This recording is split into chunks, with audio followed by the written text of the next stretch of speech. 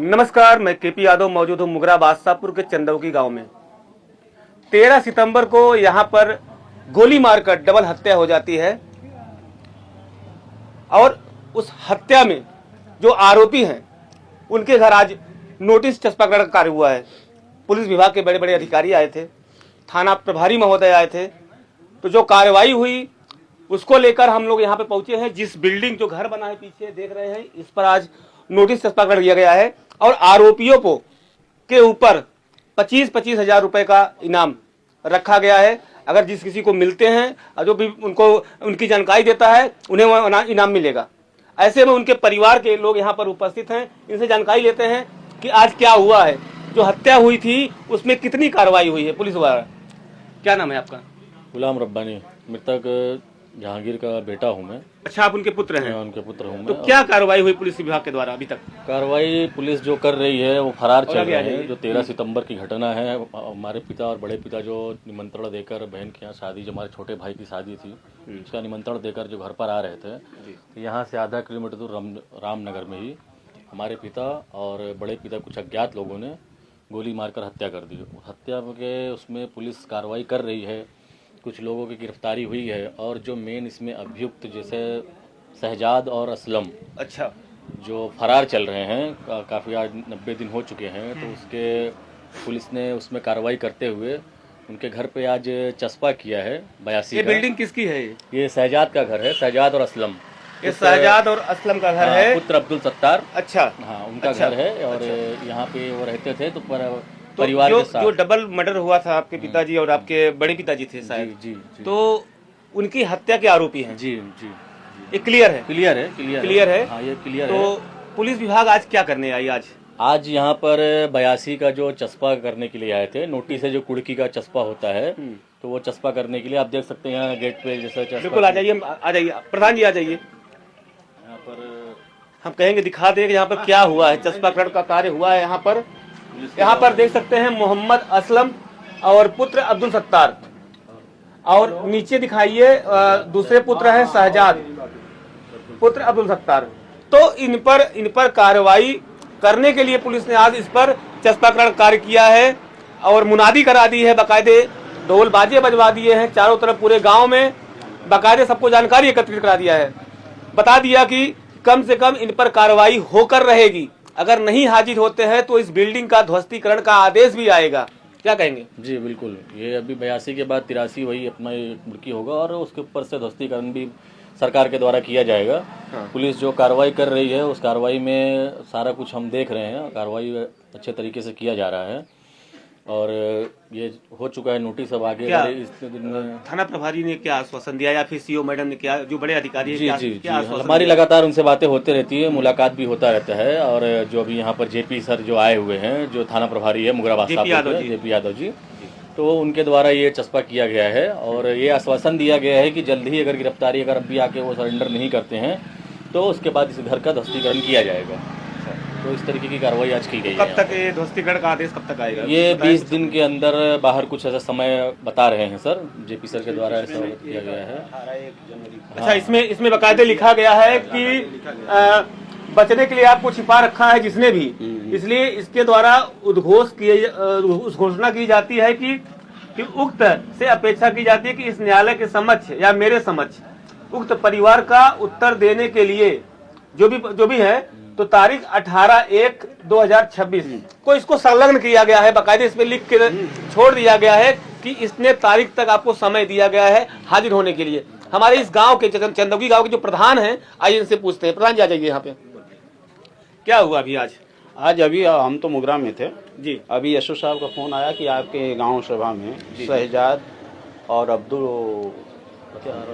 असलम पुत्र अब्दुल सत्तार के घर पर 82 की कार्रवाई की जा रही है, आपकी उपस्थिति अनिवार्य। तो मैं भी अभी यहाँ पर पहुँचा और यहाँ पर हमारे समक्ष ही पूरे मुनादी करा के पूरे गांव सभा के लोग जुटे, उनके सामने इन पर नोटिस चस्पा कर दिया गया। अच्छा। कि अगर आप इतने दिन तक नहीं पेश होते हैं तो आपके यहाँ कुर्की कर दी जाएगी, आपका मकान का ध्वस्तीकरण भी हो सकता है। अच्छा। हाँ, ये बताया, ये सब चीजें बताई गई। जी। तो ये जो दोनों नाम है, हाँ। मोहम्मद असलम और शहजाद, कैसा बिहेवियर रहा, कैसा व्यवहार था यहाँ गाँव में? कैसे? देखिए, इनके व्यवहार के समय में यहाँ तो एकदम मास्टरमाइंड था, बहुत छुपे रुस्तम रहा करता था। लेकिन जिस तरह से लोगों को डाइवर्ट करता था, छोटे छोटे बच्चों को ले जा करके गलत रास्ते में डालना। अच्छा। हाँ, ये तो मतलब था। पहले से ही आपराधिक प्रवृत्ति के थे। हाँ, हमें तो ऐसा लगता है कि अपराधी प्रवृत्ति था, जो कि लोगों को डाइवर्ट करके बच्चों को ले जा करके सब करता था।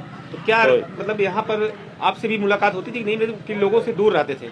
नहीं, हमसे उससे बात ही नहीं होती थी। हमने उसके नेचर को देखा, आते जाते थे, यही मेरे पीछे घर है, लेकिन हम लोग इसी रास्ते से गुजरते, कभी मुझसे उससे बात नहीं हुआ करती। हाँ। तो ये सब चीजें तो आपको कैसे जानकारी हुई कि नहीं मतलब ये अपराधी प्रवृत्ति का है या इतनी बड़ी घटना को अंजाम दे सकता है? देखिए, इसके लिए हमें शक का दायरा जो है, क्योंकि ये रब्बानी भाई और वो सगे चचेरे मौसेरे भाई हैं। और मुझे शक का दायरा इसकी अपराधी प्रवृत्ति तब मालूम होती है कि किसी की दुर्घटना होती है तो अपने सगे संबंधियों के दरवाजे पे जाता है।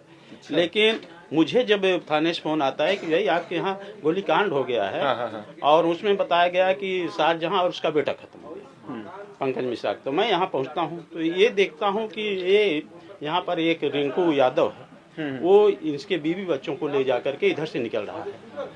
अच्छा। तब मुझे शक की सुई ये हुई कि किसी के सगे परिवार की घटना घटेगी तो उसके दरवाजे पे जाएगा, उसके यहाँ अपनी संवेदना व्यक्त करेगा, नहीं तो ये फरार हो रहा है, इसका मतलब क्या है? अच्छा, जो मृतक है जिनकी हत्या हो गई थी, हाँ। नूरजहां और शाहजहां जी, जी। ये कैसा व्यवहार था इनका? देखिए, इनका यहाँ पर बहुत ही सादगी का व्यवहार था। यहाँ ना कोई सांप्रदायिक की बात थी, बड़े बड़े यहाँ पर मंदिर हैं और सब कुछ है, उसमें उनका बढ़ चढ़ करके हिस्सा लेना, अच्छा। अच्छे कार्यक्रमों मतलब धार्मिक प्रवृत्ति के थे। धार्मिक प्रवृत्ति के थे हम तो लोग। मुसलमान होकर हिंदू के त्योहारों को भी ऐसे ये बिल्कुल एक्सेप्ट करते थे। उनको यहाँ भी? पर एकदम गंगा जमुनी जैसी तहजीब की, मतलब हम लोगों के साथ मिलजुल करके घंटों बैठते थे हम लोग। शाहजहां भाई, जहांगीर, मतलब उनको जाति पात से और नहीं, धर्म से कोई मतलब नहीं था। नहीं, बहुत ही सादगी से रहते थे, बहुत सादे विचार से। बता रहे हैं ना कि मंदिरों पर जाकर कार्यक्रम करवाना, भंडारे करवाना, लोगों के सुख दुख में साथ दे देना, सहयोग करना, उनका एक काम था। फिर इतना अच्छा व्यवहार, इतना अच्छा समाज में उतना फिर क्यों ये सब हुआ? अब इसके इनके आंतरिक मामले, इसके संबंध में क्या कह सकते हैं, जबकि मौसेरे सगे भाई हैं, अब्दुल सत्तार और शाहजहां शहजाद, तो अभी तो थोड़ा सा अब नहीं समझ में आता कि ऐसी घटना क्यों घटी और ऐसा इसने कदम क्यों उठाया। कैसा था पिताजी, व्यवहार कैसा था पिताजी का? पिताजी तो हम क्या बताएंगे, गांव के लोगों से अपनी वारदात के टाइम भी यहाँ पर सब मीडिया आकर उन लोगों से बात की थी। हम लोग कैसा है, हमारा एक ही परिवार, यहाँ पर मुस्लिम परिवार, हमारे गांव में एक ही परिवार है, लेकिन ऐसा कभी आप आके देखिए, ऐसा लगेगा नहीं कि यहाँ हिंदू मुस्लिम का कुछ चलता हो या ऐसा कुछ नहीं। सारा व्यवहार प्रेम सबसे अच्छा घर के जैसा था। और जो भी दरवाजे पे आया मदद के लिए या किसी का कुछ दुर्घटना हो जाती थी तो वहाँ भी पहुँचते थे, आगे बढ़ चढ़ के मंदिरों में, शिवालय में भंडारा करना, पूजा अर्चना जो भी होता था उसमें भी वो लोग बढ़ चढ़ के हिस्सा लेते थे। तो हमारे परिवार में ये सदैव से चला आ रहा है, हमेशा मेरा दादा के टाइम से चला आ रहा है कि बहुत मिलजुल कर रहना, किसी से जात पात ये सब से बहुत परे थे, ये सब चीज़ों से मानते नहीं थे ये सब चीज़ों को।